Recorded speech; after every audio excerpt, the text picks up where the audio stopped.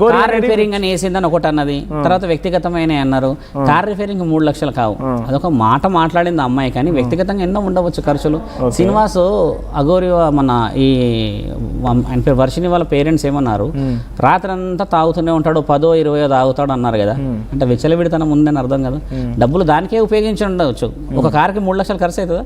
Repairing అయితే కాదు కదా స్వామి. సరే, తన విచ్చలవిడితనానికి మహిళ కూడా డబ్బులు సహకరించి వేసింది, మంచిగా వేసిందని వేసింది, కానీ ఆయన విచ్చలవిడితనంగా ఉపయోగించుండొచ్చు కదా. ఈవిడ అవసరానికి ఇప్పుడు ఎక్కడో దూరం ఉన్నాడు కాబట్టి వీళ్ళిద్దరి మధ్యలో స్థలానికి సంబంధించిన ఆశ్రమానికి సంబంధించిన ట్రాన్సాక్షన్ కూడా అయ్యింది. ఎట్లా ఏర్పాట్లు చేశారా? ఏర్పాట్లు చేయడానికి లేదు, ఆయన కొనుక్కుంటా స్థలం అని తిరిగాడు. నాతో కూడా అడిగాడు కదా, నేను కూడా చెప్పాను కదా, నేను కూడా స్థలం గురించి మాట్లాడతలేదు స్వామి రమ్మని చెప్పాను కదా. ఈ అమ్మాయి కూడా 2-3 నెలల నుంచి ఇద్దరి మధ్యలో ఆశ్రమం గురించి కొండగట్టు ప్రాంతంలో 10-20 గుంటాల విషయంలో కూడా ఇద్దరి మధ్యలో మాట మర్యాద వచ్చి స్థలం కూడా నిర్ణయించారు.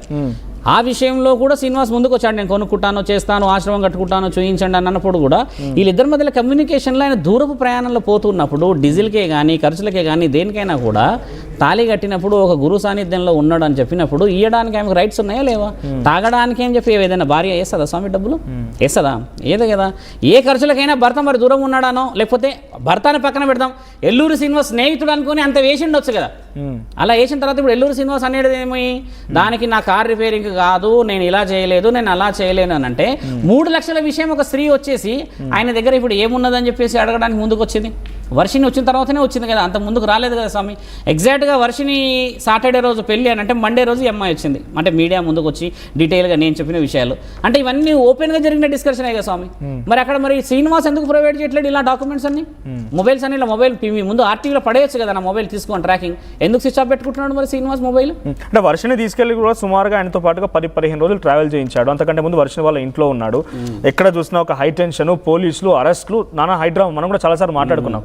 అటువంటి విధంగా చేస్తున్నప్పుడు తను ఒక మహిళగానే కాకుండా she an advocate too. So ఇటువంటి తప్పు చేస్తున్నానని చెప్పి పోలీసుల దగ్గరికి ఎందుకు ఫిర్యాదు చేయలేకపోయింది, పోలీసులకు ఎందుకు వెళ్ళలేకపోయింది? అదే మనం చేస్తున్న పొరపాటు. శ్రీనివాస్ అసెట్ కూడా అదే అనుకున్నాడు ఇన్ని రోజులు, ఈమెకి అంత సీన్ లేదు అని అనుకున్నాడు. అంత సీన్ లేదు అనుకున్న మహిళనే ఇప్పుడు బయటకు వచ్చింది కదా. ఎలా బయటకు వచ్చింది? ఎవరైనా ప్రోద్బలంతో వచ్చింది? ప్రోద్బలంతో రాలేదు. ఇప్పుడు ఏం జరుగుతుంది, పెళ్లి అనేది వచ్చింది, రాగానే ఆ అమ్మాయి నన్ను ఇలా మోసం చేసి తల్లి కూతుళ్ళు అన్నాడు, పెళ్లి అని అన్నాడు అని అంటే ఇప్పుడు ఆ అమ్మాయి కూడా సెక్యూరిటీ లేదని అర్థం కదా. ఇప్పుడు ఆయన ఏం చెప్పిండు, ఆశ్రమం కట్టుకొని ఇక్కడే ఉందాము, ఇక్కడే చూసుకుందాం, మంచి చెడులు అన్ని మర్యాదలు చెప్పుకుంటూ వచ్చిన వ్యక్తి సడన్ గా ఆ విధమైన వేషాధారణతో కనబడినప్పుడు ఆవిడ రియాక్ట్ కావాలా వద్దా? అప్పుడు ఆవిడ రియాక్ట్ కాకపోతేనే మీరు అన్నట్టుగా అమ్మాయికి చలనం లేదు అని అర్థం. మీరే గారు చాలా వరకు చూసేటువంటి వ్యూవర్స్ కానివ్వండి, సమాజం మొత్తం ఏమనుకుంటుందంటే అఘోరి పేరు వినగానే చీ అని అసహించుకుంటున్నారు. అటువంటి అసహించుకునే వ్యక్తిని అసలు ఈ మహిళ ఎట్లా యాక్సెప్ట్ చేసిన మీతో మాట్లాడారు కాబట్టి తన సైకలాజికల్ స్టేటస్ ఇప్పుడేంటి? తన స్టార్టింగ్ వచ్చినప్పటి నుంచి ఇదే పని కదా, శ్మశానాల దగ్గరికి వెళ్ళడం కానివ్వండి, అక్కడ దేవుడు అన్నారుగా, మరి అప్పుడు అందరు దేవుళ్ళు అన్నారుగా, ఈ ప్రేక్షకులందరూ అందరూ చూశారుగా. ఈ అమ్మాయి వచ్చినాకనే చీ అంటున్నారు. బాగా గమనించాల్సిన విషయం, ఇన్ని రోజులు ఫోన్లు ఎక్కడికి వెళ్ళినా హైడ్రామా చోటు చేసుకుని అవన్నీ హైడ్రామాలో మీకు గమనించాల్సింది ఏంటంటే there is a ratio of 50-50. 50 మంది సపోర్టివ్ ఉంటే 50 మంది నెగిటివ్ ఉన్నారు. ఈ విషయమే జరిగింది ఇన్ని రోజులు. కానీ ఇప్పుడు 98-99% నెగిటివిటీ ఎందుకు వచ్చిందంటే ఒక స్త్రీకి తాళి కట్టి ఇంకో స్త్రీని తీసుకెళ్లేసి విచ్చలవిడిగా పెళ్లి చేసుకుని మీరెవరు ఏం చేస్తారు, వాళ్ళు ఎవరు ఏం చేస్తారని పొంతనలేని అన్ని చెప్తున్నాడు కదా. ఆ తల్లిదండ్రుల బాధలు చూసి వీళ్ళ మేనమామలు వచ్చి బాధపడిన అవన్నీ చూసిన తర్వాతనే ఎవరంతలో వాళ్ళు బయటికి వెళ్ళేసి వాళ్ళ యొక్క వ్యక్తిగతమైన ఆలోచనలు వ్యక్తపరుస్తున్నారు. ఇన్ని రోజులు వర్షిని ఒక్కతే ఉన్నది కదా అక్కడ, కాబట్టి వాడగోడు పైశాచికత్వంలో ఉన్నాడు, ఆ తల్లిదండ్రులకి అంత బుద్ధి లేదు అనేది వచ్చింది ఇన్ని రోజులు. ఇంకో అమ్మాయి వచ్చినాకనే ఇప్పుడు ఏమైంది స్వామి, ఈ కేసుకు ఒక బలం అనేది ఏర్పడిందా లేదా? ప్రూఫ్ అని అడుగుతున్నాడు, ప్రూఫ్ ప్రొవైడ్ చేశారు కదా, ప్రొవైడ్ చేశాం కదా స్వామి, ప్రూఫ్స్ అనేది ప్రొవైడ్ చేసాం. అంటే తాలిబొట్టు కనిపిస్తుంది, మనం కూడా ప్లే చేస్తాం. తాలిబొట్టు కాదు, వాళ్ళిద్దరు కలిసి ఉన్నది, తర్వాత వాళ్ళిద్దరికి సంబంధించిన సంభాషణ అనేది వేరే డీటెయిల్స్ అన్ని అక్కడ మేడం దగ్గర ఇచ్చాం. వాళ్ళు ఈ రోజు 2 గంటలకు 3 ఫోటోస్ ఉన్నాయి, పెళ్లి చేసుకున్న ఫోటోస్ ఆయన శ్రీనివాస్ మొబైల్ లో ఉన్నాయి. వాళ్ళిద్దరు పోనీ నేను కలిసిందే ఫోటోస్ ఉన్నాయి ఒక్కసారి అని చెప్తున్నాడు ఆయన. అంత సీన్ లేదు, నేను చెప్తున్నా కదా. ఇప్పుడు మీరు ఆర్టీవీ ఇంత లైవ్ లో ఉన్నారు కదా, మీరు చేయాల్సిన విషయం ఏంటంటే వాళ్ళిద్దరిని ఫేస్ టు ఫేస్ కూర్చోబెడితే దొంగన ప్రయత్నం చేస్తాను, అది చేయాలి, ప్రయత్నం చేస్తాను. ఒకసారి ఆ ప్రూఫ్స్ ఏమైనా ఉంటే ఒకసారి నేను మీ దగ్గర ఉన్న నా దగ్గర ఫోటోస్ ఉన్నాయి, చూపించండి ఒకసారి. అంతవరకు నేను సురేష్ గారితో మాట్లాడతాను. సురేష్ గారు, ఏంటి అఘోరి ఫేక్ ఫేక్ ఫేక్ అని అంటున్నారు. ఇదే విషయం పైన అఘోరి నువ్వు ఫేక్ అట్ట కదా అని చెప్పి ఆర్టీ అడిగినప్పుడు నేను ఏ విషయంలో ఫేక్ చెప్పండి, నేను డబ్బులు సంపాదించి రేపటి రోజున విల్లాలు కొనాలనుకుంటున్నానా, నేను డబ్బులు సంపాదించి రాజకీయాల్లో రావాలనుకుంటున్నానా, నేను డబ్బులు సంపాదించి ఏం చేద్దాం అనుకుంటున్నాను, నేను తినేది మొత్తం కూడా ఎవరైనా భిక్షాటనకి ఇస్తే అక్కడ వెళ్ళిన తర్వాత వాళ్ళు ఆహారం ఇచ్చే తింటున్నాను, రోడ్ల పైన పడుకున్నా, కనీసం ఉండడానికి ఇల్లు కూడా లేదు, నేను ఎందుకు ఫేక్ అంటున్నారు, నన్ను ఫేక్ అనడానికి ఒక్క ఆధారం చూపించండి అని అడుగుతోంది. అసలు అఘోరిని అనే దానికి మీనింగ్ ఏంటి? అఘోరిని ఏం చేస్తారు? అసలు అఘోరిని పేరేంటి? అసలు ఆయనకి అఘోరిని ఎందుకు పెట్టాలి? ఏదో పేరు పెట్టాలి, ఏదో ఒక అవతారం వేసుకోవాలి, తినాలి కాబట్టి పెట్టుకో. ఆ మహిళ ఫోటో చూపించవచ్చు కదా టీసీఆర్. ఒక్కసారి ఈ సృజన్ ఒకసారి జూమ్ చేసుకో ఇఫ్ పాసిబుల్. నేను కూడా మీకు స్క్రీన్ పైన ప్లే చేసే ప్రయత్నం చేస్తాను ఇవి. సో ఇక్కడ అఘోరి గతం, ఇది ఒకటే ఫోటో ఉంది. ఇద్దరు ఇటువైపు వాళ్ళ పేరెంట్స్తో ఉన్నది కూడా ఉన్నది. రైట్, ఇది అఘోరి గతంలో ఇప్పుడు ఏదైతే మహిళ కరీంనగర్ నుంచి వచ్చినటువంటి ఆ సదరు మహిళ రాధిక తనతో పాటు దిగిన ఫొటోస్ ఇవి.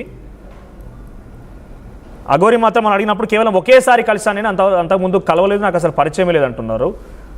సో పక్కన ఇక్కడ కనిపించేది వాళ్ళ మామ. రైట్, ఈ ఫొటోస్ ఒకసారి డైరెక్ట్గా నేను మీకు స్క్రీన్ పైన పే చేస్తాను. గురుగారు నాకు ఫార్వర్డ్ చేయండి, అవి మీకు వాట్సాప్ చేస్తున్నాను. సో సురేష్ గారు మీరు చెప్పండి.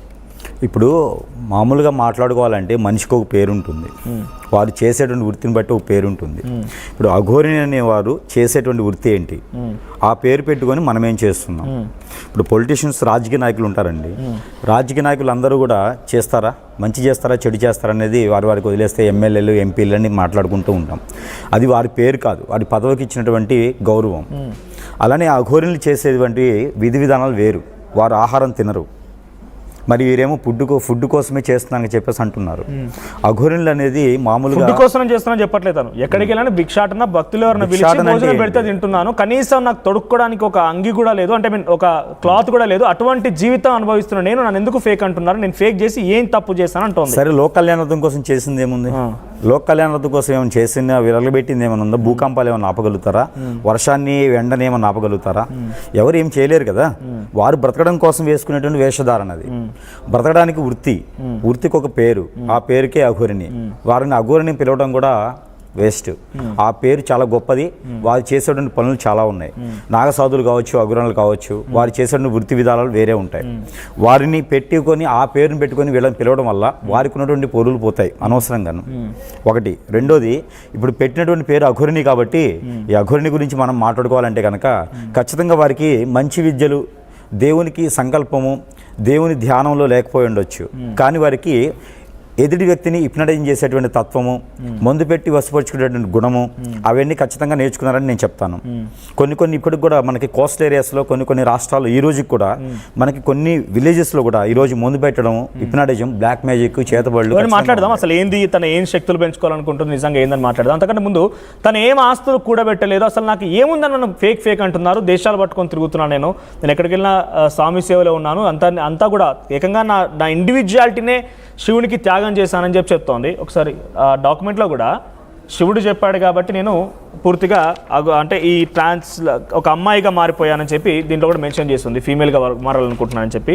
సో అటువంటి అఘోరి ఫేక్ అనడానికి ఏమైనా ఉందా మన దగ్గర? నిజంగా అఘోరికి సంబంధించి ఎక్కడ కనిపించాయా, తన ఎక్కడ కూడబెట్టింది, ఎవరైనా మోసం చేసింది? ముఖ్యంగా అఘోరిని అయితే ఎవరైతే ఉన్నారో వారు స్వతహాగా ఆడవారైనా, స్త్రీలైనా, పురుషులైనా వారు ఎలా అయితే పుట్టి ఉంటారో అలానే అఘోరినులుగా మారుతారు. ఇలా ట్రాన్స్జెండర్గా ఆపరేషన్ చేయించుకొని మరీ అఘోరినులుగా మారాల్సిన అవసరం లేదు. వాళ్ళ ఫీలింగ్స్ ఎక్కడికి మారవు. అఘోరినులుగా వారికి ఫీలింగ్స్ మారవు, కానీ అవయవాలు ఏమైనా పనిచేయకపోవచ్చు, కానీ ఫీలింగ్స్ ఎక్కడికి పోవు వాళ్ళకి. ఒక పురుషుడు ఉంటే స్త్రీని కావాలని కోరుకుంటారు, ఒక స్త్రీ ఉంటే పురుషుడు కావాలని కోరుకుంటారు. ఇలాంటి ట్రాన్స్జెండర్స్ అయితే అది నిజంగా అఘోరినిలాగా ఆ శక్తియుక్తులకు పెట్టి వెళ్ళేవారు, ఆ విద్య నేర్చుకోవాలని వెళ్ళేవారైతే ఖచ్చితంగా వారికి ఉన్నటువంటి విధానానికి అలాంటి ఆశలు, కోరికలు, విధానాలు ఉండవు. ఆ కార్లు కూడా అవి ఉండవు. పడవలు, షిప్పులు, బిజినెసెస్, కొన్ని రాష్ట్రాల్లో హోటల్స్ కూడా ఉన్నటువంటి విధానాలు మనకు కనిపిస్తూ ఉన్నాయి. వీరికి కొన్ని మాధ్యాలు కూడా మనకు చూపిస్తూనే ఉన్నారు. వీరికి డబ్బు కోసం చేస్తున్నారు. ఇంకొకటి ఏంటంటే కొంతమందికి ఈ అఘోరిని పేరు పెట్టుకుని ఎవరైతే అలియాస్ శ్రీనివాస్ ఉన్నారో బినామీ అని కూడా చెప్పొచ్చు. వెనక పొలిటీషియన్ బ్యాక్గ్రౌండ్, బిజినెస్ బ్యాక్గ్రౌండ్ లేకుండా అంత విచ్చలవిడితనంతో ఎవరిని పడితే వారిని నోటికి వచ్చిన విధంగా ఈ రకమైనటువంటి వీడియోస్ వైరల్ చేయరు, ఈ రకమైనటువంటి విధి విధానాలు భయం లేకుండా చేయరు. అంటే ఇప్పుడు మనం కానివ్వండి, సమాజం పూర్తిగా కూడా కొంత అసహించుకుంటుందని చెప్పి గురువుగారు చెప్పినట్టుగా సమాజం అసహించుకుంటుంది ఇప్పుడు. అదే ఇప్పుడు అటువంటి ఒక వ్యక్తి వెనక ఎవరుండి ఉంటారు? ఖచ్చితంగా పొలిటీషియన్స్ ఎవరుండే అవకాశం ఉంది? ఎవరైనా ఉండొచ్చు, పలాని పేరని మనం చెప్పలేము. రాజకీయ నాయకుడు